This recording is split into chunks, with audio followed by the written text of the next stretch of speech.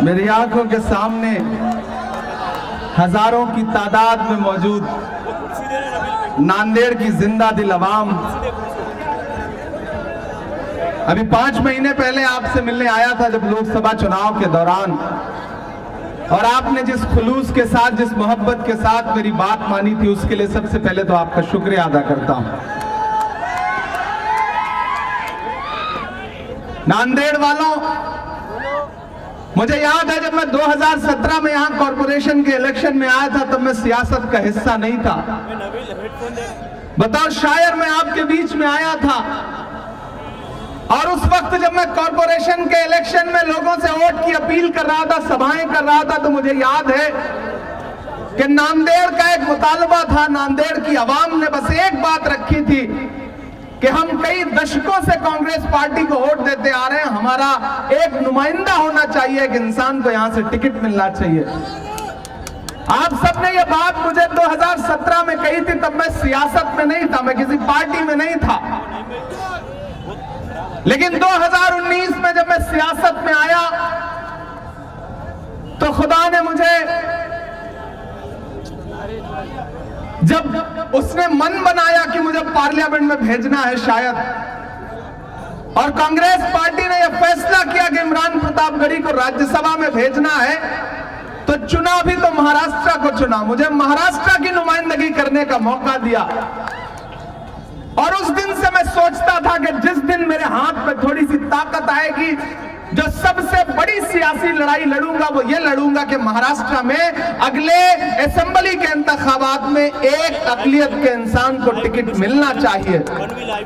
और आज मैं यहां खड़ा हूं तो बहुत गदगद होकर खड़ा हूं, बहुत खुश होकर खड़ा हूं, बहुत ज्यादा तकरीर करने नहीं आया हूं, बस ये कहने आया हूं कि आपने जो कहा था, आपने जो वायदा लिया था, हम सब ने वो लड़ाई लड़ी, और आखिरकार सत्तार साहब को आपके यहां कैंडिडेट बना करके कांग्रेस पार्टी ने भेजने का काम किया।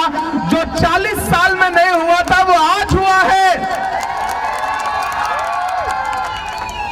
इसलिए नांदेड़ वालों, आपसे ये अपील करता हूं कि ये इलेक्शन, रविंद्र भाई, मैं पिछली बार जब पार्लियामेंट के इलेक्शन में आया था तो इनके पिताजी के लिए वोट मांगने आया था। आपने उन्हें चुन करके, और नांदेड़ के इस एतराफ के लोगों को तो मैं कितना सलाम भेजूं कि आपने तो कहीं कहीं 98% 95% तक एक तरफा वोट दिया वसंतराव चौहान जी को, और उन्हें मेंबर ऑफ पार्लियामेंट बनाया। लेकिन अफसोस, उनकी जितनी सांसें थी वो अपनी सांसें जी करके हमारे बीच से चले गए। वालिदैन के बहुत सारे काम ऐसे होते हैं जिसे पूरा करने की जिम्मेदारी उन औलादों पर होती है, बेटों पर होती है। वसंतराव चौहान साहब ने नांदेड़ के लिए जो सपने देखे थे, अब उन सपनों को पूरा करने की जिम्मेदारी रविंद्र चौहान के कंधों पर है। और मुझे पूरा यकीन है, जो प्यार, जो मोहब्बत नांदेड़ ने वसंतराव चौहान जी को लोकसभा चुनाव में दी थी, उससे ज्यादा इस लोकसभा के उपचुनाव में, बाई इलेक्शन में आप रविंद्र चौहान जी को अपना समर्थन देंगे, अपना प्यार देंगे। सत्तार साहब,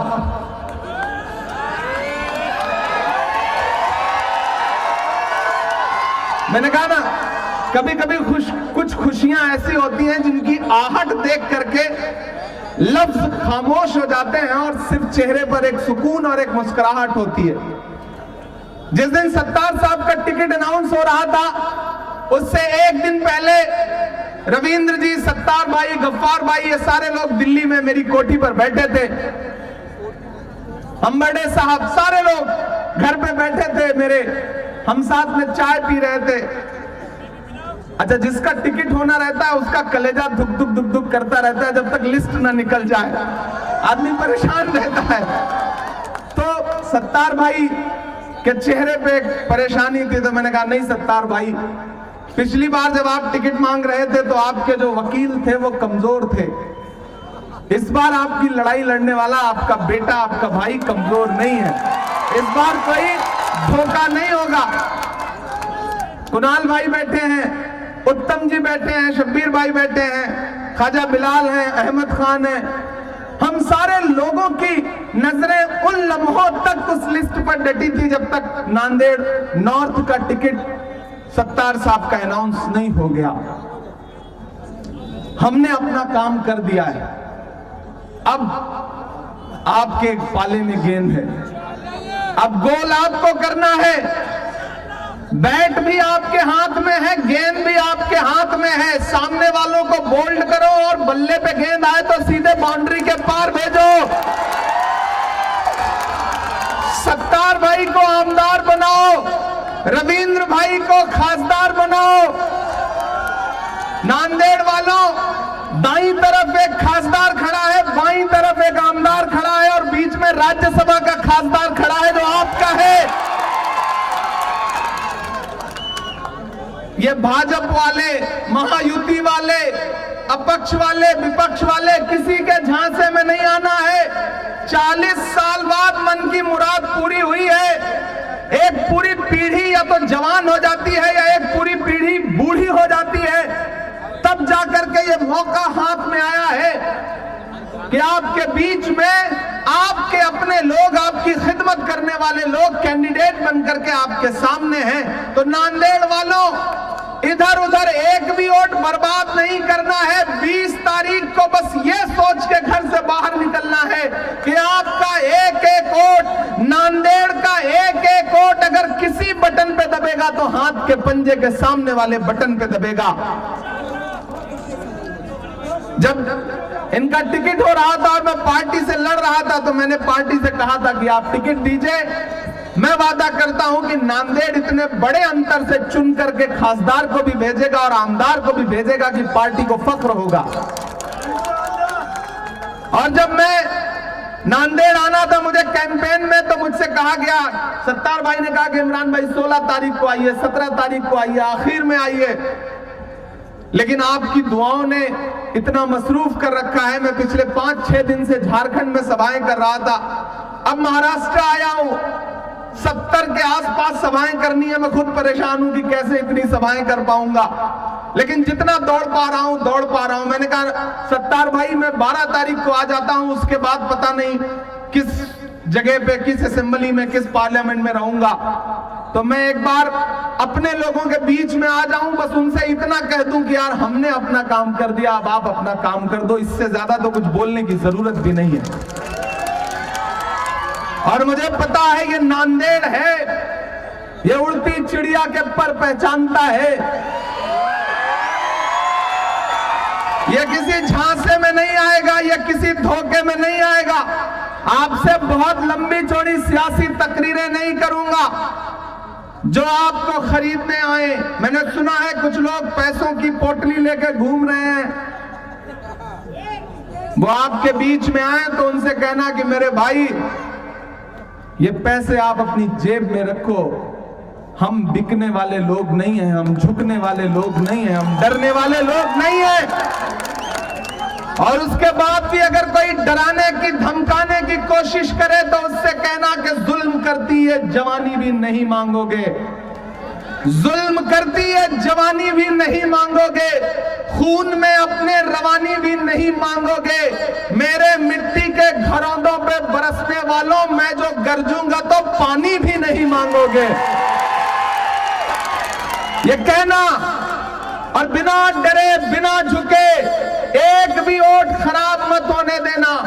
हाथ का पंजा, हाथ का पंजा, हाथ का पंजा, क्योंकि लड़ाई सीधी महायुति और महाविकास अघाड़ी के बीच में। एक तरफ वो लोग खड़े हैं जिनके नारे हैं बटोगे, कटोगे, मंगलसूत्र छीन लेंगे, भैंस खोल ले जाएंगे, ढहा देंगे, जला देंगे, उल्टा लटका देंगे, पता नहीं क्या क्या। और एक तरफ हम खड़े हैं, हम सब खड़े हैं जो ये कह रहे हैं कि आओ नफरत के बाजार में मोहब्बत की दुकान खोलते हैं।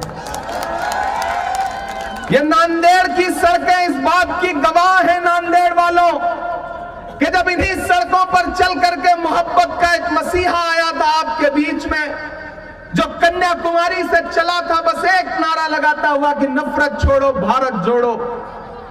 मुझे बताओ, इस मुल्क में जो नफरत फैली है उसके सबसे ज्यादा शिकार कौन है? हम हैं, आप हैं, आप हैं। नफरत कम होगी तो सुकून किसे मिलेगा? हमको, आपको, आपको।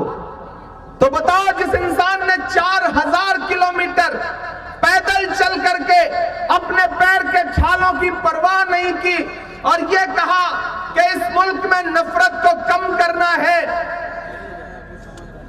तो आप तो इस बात पर ईमान रखते हो ना कि मजदूर का पसीना सूखने से पहले उसकी मजदूरी उसे दे देनी चाहिए। रखते हो या नहीं रखते हो? मैं तो रखता हूं इस बात पर ईमान, क्योंकि हमारे बुजुर्गों का कौल है कि मजदूर का पसीना सूखने से पहले उसकी मजदूरी उसे दे देनी चाहिए। तो मैं आज नांदेड़ में खड़ा होकर के आपसे यह कहता हूं कि मैंने देखा है राहुल गांधी के माथे का बहता हुआ पसीना, मैंने देखा है राहुल गांधी के पैर के छाले। मैं आज नांदेड़ में खड़ा होकर के आपसे राहुल गांधी की मजदूरी मांगने के लिए आया हूं, और वो मजदूरी ये है कि राहुल जी ने रविंद्र चौहान को और अब्दुल सत्तार साहब को आपके बीच में अपना नुमाइंदा बना के भेजा है। एक को आमदार बना दीजिए, एक को खासदार बना दीजिए। यह है राहुल गांधी की सबसे बड़ी मजदूरी। जो इधर बाईं तरफ मेरे साथी खड़े हैं, मुझे आपसे बस एक बात कहनी है, आप सियासत जो है ना वो दिल से करते हो, दिमाग से नहीं करते हो, जज्बात से करते हो। सियासत जज्बात का नाम नहीं है, सियासत दिमाग से फैसले लेने का नाम है। हो सकता है मेरे कुछ साथियों को सत्तार साहब से पर्सनल मनमुटाव हो सकता है कभी गफ्फार फोन ना उठा पाए हो तो आप नाराज हो, लेकिन जब लड़ाई बड़ी होती है तो छोटी छोटी चीजें नजरअंदाज करनी पड़ती हैं। यह मौका फिर दोबारा आए या ना आए, ये आपके फैसले पर तय होगा। यह मौका आगे लगातार आने वाली सदियों तक बना रहे, ये आपके फैसले पर तय होगा। हर वफा जिंदे जावेद नहीं होती है, दिल का हर जख्म कहीं दिल का कंवल बनता है। जब शहंशाह भी हो, इश्क भी हो, दौलत भी, तब कहीं जाके कोई ताजमहल बनता है। हमने अपने हिस्से का काम कर दिया है, कांग्रेस पार्टी ने अपने हिस्से का काम कर दिया है। अब आपको अपने हिस्से का काम करना है। नांदेड़ वालों, एक तरफ वो लोग हैं महायुति के लोग, महाभ्रष्ट लोग, महाराष्ट्र को लूटने वाले लोग, जिन्होंने लूट करके सरकार बनाई। मैं कल किसी सभा में खड़ा था जालना में, तो मैंने कहा यह धोखेबाजों की सरकार है। तो सामने से एक नया लड़का खड़ा हुआ, उसने कहा इमरान साहब एक चीज और जोड़िए। मैंने कहा बताओ। बोला ये भी जोड़िए कि ये धोखेबाजों के साथ साथ खोखेबाजों की भी सरकार है। मैंने कहा ये सही सजेशन है। तो ये भाजपा के किसी झूठ के चक्कर में मत आना, इनके सारे नारे झूठे हैं, इनके सारे वादे झूठे हैं। ये तो पार्लियामेंट में एक दिन प्रधानमंत्री जी खड़े होकर भाषण दे रहे थे, बोले बताओ कांग्रेस वालों 70 साल में क्या बनाया। मैं इधर बैठा हुआ था, मैं खड़ा हो गया, मैंने सोचा मैं गिनाना शुरू करूं, तब तक खड़गे साहब बैठे थे। बोले इमरान मत बताना, जो बताओगे ये उसको भी बेच देंगे, इनका काम सिर्फ बेचने का है, इन्हें मत बताओ। मैं तो आजकल जब भी पार्लियामेंट जाता हूं ना, तो प्रधानमंत्री जी को उनके पुराने नारे याद दिलाता हूं कि भाइयों बहनों, देश के खजाने की चाबी मुझे सौंप दो, मैं देश नहीं लूटने दूंगा, चौकीदारी करूंगा। अब तो मैं उस चौकीदार से पार्लियामेंट में भी पूछता हूं और सड़कों पर भी पूछता हूं कि कहां सोया है चौकीदार। थक तो नहीं गए, थके तो नहीं है ना? कहां सोया है चौकीदार, कहां सोया है चौकीदार। ये जो इधर दीवारों पे बैठे लोग हैं, इधर जो छतों पे बैठे लोग हैं, जो सड़कों पे खड़े लोग हैं, पीछे तक अगली लाइन पे आपकी तालियों का शोर जो है ना वो आसमान तक जाना चाहिए कि कहां सोया है चौकीदार, कहां सोया है चौकीदार। विजय माल्या नाक के नीचे से हो गया फरार, कहाँ सोया है चौकीदार, कहाँ सोया है चौकीदार। के चाय रविंद्र भाई, आपका जो नांदेड़ है ना, कितने समझदार लोग, आप कोई नाम मत लो, चौकीदार बोल दो ये समझ जाते हैं, चाय बोल दो इनको स्वाद आ जाता है, पिलाने की भी जरूरत नहीं पड़ती। कि चाय, मैंने फैसला किया अभी ये सभा खत्म होगी तो जहां अच्छी चाय मिल रही होगी वहां जाके चाय पीऊंगा मैं। कि चाय बेचने वाला पूरा भारत बेच रहा है। बेच रहा है कि नहीं बेच रहा है? बेच रहा है कि नहीं बेच रहा है? कि चाय बेचने वाला पूरा भारत बेच रहा है। इसी काम में हासिल उसे महारत बेच रहा है। कि रेल बिक गई, तेल बिक गया, बिका हवाई अड्डा। अगली लाइन में तैयार रहिएगा। जो दीवारों पे हाथ से दीवार पकड़ के बैठे हैं वो ताली ना बजाएं, गिरने का डर है। कि रेल बिक गई, तेल बिक गया, बिका हवाई अड्डा। सब कुछ बिकता देख के खुश हैं अपने जेपी नड्डा।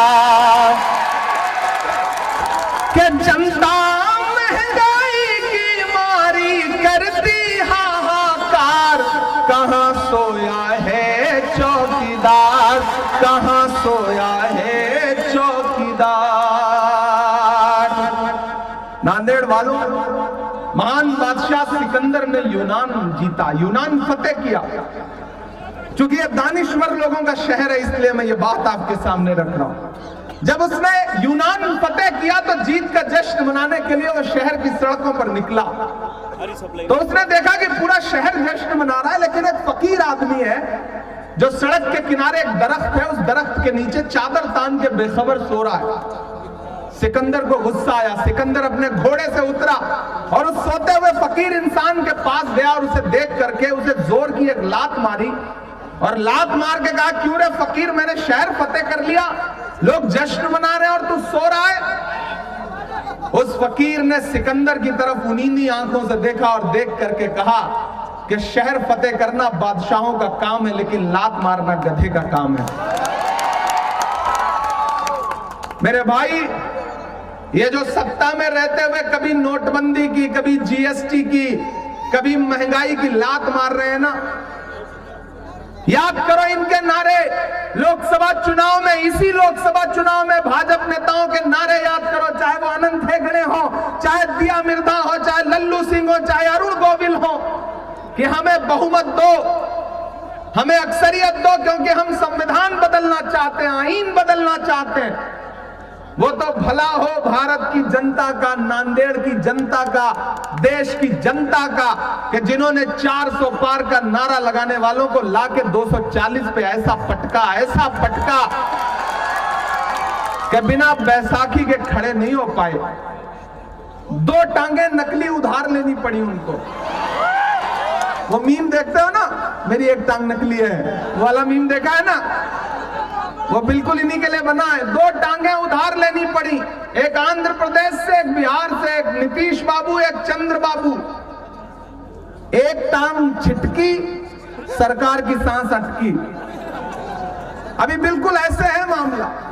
अगर चाहते हो कि दिल्ली की सरकार की तानाशाही कम हो, जो महाराष्ट्र के साथ की जा रही है, कि महाराष्ट्र के डेवलपमेंट का पैसा गुजरात भेजा जा रहा है, नागपुर में बनने वाला एयरबस का जो प्रोजेक्ट था उसको उठा के गुजरात भेज दिया गया। फॉक्सकॉन की फैक्ट्री लगनी थी जिसकी वजह से महाराष्ट्र के नौजवानों को नौकरी मिलती, उसे उठा के गुजरात भेज दिया गया।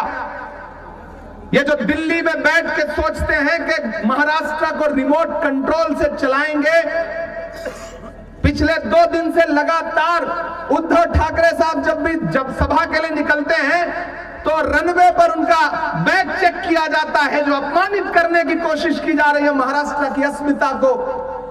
यह चुनाव उसका बदला लेने का चुनाव है। मेरे भाई, 20 तारीख को घरों से निकलो और जिन्हें यह लगता है कि मेरी बाईं जानिब मेरी दाईं जानिब खड़े लोग किसी साजिश का शिकार हो जाएंगे, उन्हें बता दो कि दायरे में सिमट के आएगा, दायरे में सिमट के आएगा, हर रवायत से हट के आएगा। आंधियों को जरा खबर कर दो, आंधियों को जरा खबर कर दो, शेर वापस पलट के आएगा, शेर वापस पलट के आएगा। ये जो आखिरी के 10 मिनट बचे हैं, मैं कोशिश करता हूं और एक खबर भी आपको देता हूं कि राहुल गांधी जी की सभा है 14 नवंबर को 2 बजे नवा मुंडा मैदान में। आप सबकी शिरकत होगी तो अच्छा रहेगा। कि जख्म पर जख्म खा के निकले हैं हाँ मगर मुस्कुरा के निकले हैं। आप तो शायरी की जबान समझने वाले लोग हैं। बहुत छोटा सा था मैं, बड़ी कम उम्र थी मेरी जब पहली बार यहाँ मुशायरे में आया था। आप सबको शायद याद हो जो अदब नवाज लोग हैं। और इस बीच जब पार्लियामेंट में गया तो एक दिन हम लोग अडानी के मुद्दे पे आवाज उठा रहे थे। वसंतराव चौहान जी भी थे लोकसभा में, हम इधर राज्यसभा में। एक साथ 146 सांसदों को सस्पेंड कर दिया गया। मैं बाहर निकला तो मीडिया के लोग खड़े थे। मीडिया के साथियों ने कहा कि सस्पेंड हो गए, तंज किया। तो हमने कहा कि आज अगर सस्पेंड ना हुए होते हुकूमत के खिलाफ आवाज उठाते हुए तो हम खुद की नजरों में गिर जाते। हम अपना शुमार बुज़दिलों में करते, बहादुरों में ना करते। सस्पेंड हो गए तो क्या हुआ, इंकलाब ऐसे ही तो आएगा। तो बोले आप तो शायर हैं, शायरी की जबान में बताइए। मैंने वहां एक नज्म सुनाई, वो आपको भी सुनाता हूं कि जख्म पर जख्म खा के निकले हैं हाँ मगर मुस्कुरा के निकले हैं। सर झुकाने का हुक्म जब आया, सर झुकाने का हुक्म जब आया, और भी सर उठा के निकले हैं। नारे हक लगा के निकले हैं, नारे हक लगा के निकले हैं। हर सितम का जवाब आएगा। सांसद बाद में हूं, पहले शायर हूं। जो कह के जा रहा हूं ये एक दिन सच साबित होना है इंशाअल्लाह। कि हर सितम का जवाब आएगा, देखना इंकलाब आएगा। और अगले 2 मित्रों पे जिन्होंने अब तक हाथ नहीं खोला होगा, मैं उन्हें भी कसम देता हूं, यहां से वहां तक कोई भी हाथ खामोश नहीं रहेगा। कि हर सितम का जवाब आएगा, देखना इंकलाब आएगा। अच्छे दिन का किए थे जो वादा, अच्छे दिन का किए थे जो वादा, उनका दिन भी खराब आएगा, उनका दिन भी खराब आएगा। अच्छे दिन का किए थे जो वादा, उनका दिन भी खराब आएगा। और जाते जाते नांदेड़ वालों, पूरा देश देख रहा है आज आपकी इस रैली को। मैं सिर्फ एक मतला और एक शेर सुना के जाऊंगा कि खौफ नहीं जिसे मुरझाने का, मैं उस गुल के साथ खड़ा हूं। नांदेड़ वालों तैयार रहना। खौफ नहीं जिसे मुरझाने का, हम उस गुल के साथ खड़े हैं। खौफ नहीं जिसे मुरझाने का, हम उस गुल के साथ खड़े हैं। कैसा भी दौर आए लेकिन हम राहुल के साथ खड़े हैं। कैसा भी दौर आए लेकिन हम राहुल के साथ खड़े हैं। कल भी खुल के साथ खड़े थे, आज भी खुल के साथ खड़े हैं। कैसा भी दौर आए लेकिन हम राहुल के साथ खड़े हैं। नांदेड़ वालों, 20 तारीख को घरों से बाहर निकलना, अपना एक एक वोट सत्तार भाई को, रविंद्र जी को हाथ के पंजे के सामने वाले बटन पे दबा के देना। और यह मत सोचना कि आपका दिया गया वोट सिर्फ सत्तार जी को मिलेगा या सिर्फ रविंद्र को मिलेगा। आपका दिया गया एक एक वोट मोहब्बत के उस मसीहा को मिलेगा जिसका नाम राहुल गांधी है। आपका दिया गया एक एक वोट शरद पवार साहब को मिलेगा, उद्धव ठाकरे जी को मिलेगा। और आपका दिया गया एक एक वोट इमरान प्रतापगढ़ी पे आपका एहसान होगा। यह आपसे गुजारिश करने आया हूं। मैं आपका खासदार हूं, ये आपके खासदार बनने वाले हैं, ये आमदार बनेंगे। इस इलाके के लिए, नांदेड़ नॉर्थ के लिए हम लोगों ने जो बैठ के प्लान बनाया है यहाँ डेवलपमेंट के लिए, अब अकेले नहीं, हम 3 लोग मिलकर के यहाँ के लिए निधि भी लगाएंगे, यहाँ डेवलपमेंट का काम भी करेंगे। मैं चाहता हूं कि पूरा देश इस रैली को देख रहा है, तो ये लाइटें जो हैं ये बंद की जाएं। और जितने भी साथी खड़े, अगर उनके मोबाइल में टॉर्च है तो अपना टॉर्च जलाएं। मैं चाहता हूं कि इसका विजुअल पूरे देश में जाए। जलाइए एक एक आदमी अपनी टॉर्च, ये जलाइए एक एक आदमी अपनी टॉर्च। अभी कुछ लोगों की टॉर्च नहीं जली है क्या? सबकी जल गई है? जल गई है ना? मैं भी अपनी जला लूं यार, मैंने तो अभी तक जलाई ही नहीं अपनी।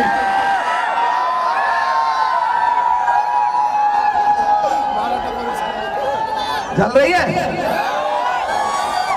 नांदेड़ वालों, ऐसी ही रोशनी करना है। 20 तारीख को घरों से बाहर निकलना है, अपना एक एक वोट हाथ के पंजे के सामने वाले बटन पे दबाना है और आपके अपने भाई, आपके अपने बेटे, आपके अपने सुख दुख के साथी सत्तार साहब और रविंद्र जी को देना है। 23 तारीख को रिजल्ट आएगा इंशाल्लाह। उसके बाद आपका शुक्रिया अदा करने फिर इसी देगलूर नाका पे आऊंगा। मैं आपसे वादा करता हूं।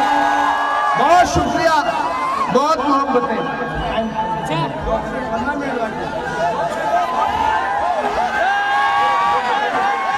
अच्छा, और शायरी सुनानी पड़ेगी। देखो यार, वक्त की अपनी मजबूरियां हैं। के मत समझना डराने से डर जाएंगे। टॉर्च बंद क्यों कर दिया? टॉर्च जला के सुनो ना। के मत समझना डराने से डर जाएंगे। इधर वाली टॉर्च बंद क्यों हो गई भाई? जलाओ, बैटरी खत्म हो रही है क्या? के मत समझना डराने से डर जाएंगे। अब के सारी हदों से गुजर जाएंगे। मौत के नाम का खौफ देता है क्यों? मौत जिस रोज आएगी मर जाएंगे। कि हमने ज़मज़म दिया, आबे गंगा दिया, तुमने भारत को दंगा ही दंगा दिया। तुमने एक रंग के ख्वाब देखे मगर हमने हिंदुस्तान को तिरंगा दिया। और अब आपकी सदाएं, नांदेड़ की सदाएं पूरे हिंदुस्तान तक जाएं कि ये तिरंगा बदन पर लपेटे हुए, ये तिरंगा बदन पर लपेटे हुए एक दिन इस जमीन में उतर जाएंगे। मत समझना डराने से डर जाएंगे। अब के सारी हदों से गुजर जाएंगे। 20 नवंबर घर से बाहर निकलिए, एक एक वोट सत्तार भाई भाई को दे के आइए। फलस्तीन की नज्म जो है ना, वो 23 नवंबर के रिजल्ट के बाद सुनाऊंगा, ऐसे थोड़ी सुना दूंगा।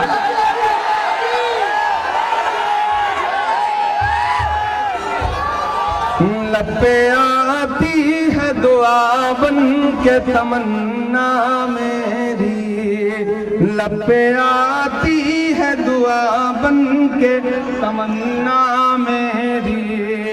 सुन ले तू आज ये फरियाद खुदाया मेरी, लब पे आती है दुआ बन के तमन्ना मेरी। ये वही नज़्म है, ये वही नज़्म है, सुनो ना। कि तेरे महबूब ने जिस सिमत किए थे सजदे, हुक्म से तेरे वो असहाब नबी के सजदे, सैकड़ों गम लिए सीने में है गमगीन खड़ा, अब फकत तेरे सहारे है फलस्तीन खड़ा। काश दुनिया ये समझ पाती है झगड़ा क्या है, काश दुनिया ये समझ पाती है झगड़ा क्या है। आपके घर पे किसी गैर का कब्जा क्या है, तू जो चाहे तो हर एक बात को बेहतर कर दे, एक नजर डाल के हालात को बेहतर कर दे। कोड ऑफ कंडक्ट में वक्त की अपनी मजबूरी होती है। एक बार फिर से साथियों, आपका शुक्रिया।